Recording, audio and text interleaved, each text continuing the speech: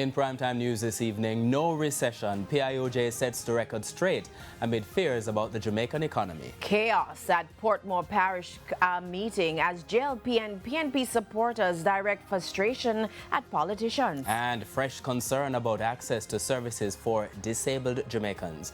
Good evening and welcome to Primetime News, on air and online at onespotmedia.com. I'm Archibald Gordon. And I'm Janella Precious. A special welcome to our viewers on TVJ International in the Cayman Islands. Now, with a preview of what's to come in business news, here's Andrea Chisholm.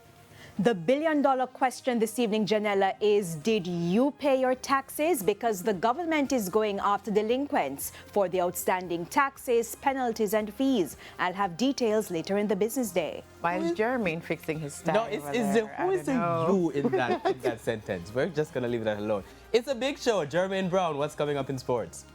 This one you throw to me, right? Yes. All right, I tell you where it wasn't taxing. Well, for the student athletes over at GC Foster College, where Edwin Allen girls and St. Jacob boys were crowned champions at the Central Athletics Championships.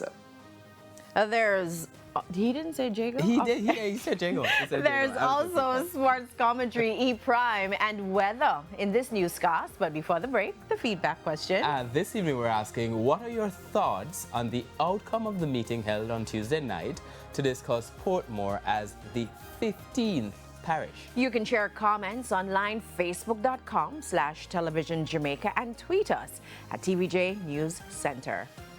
Stay with us, the news in detail right after the break. Did I just say that?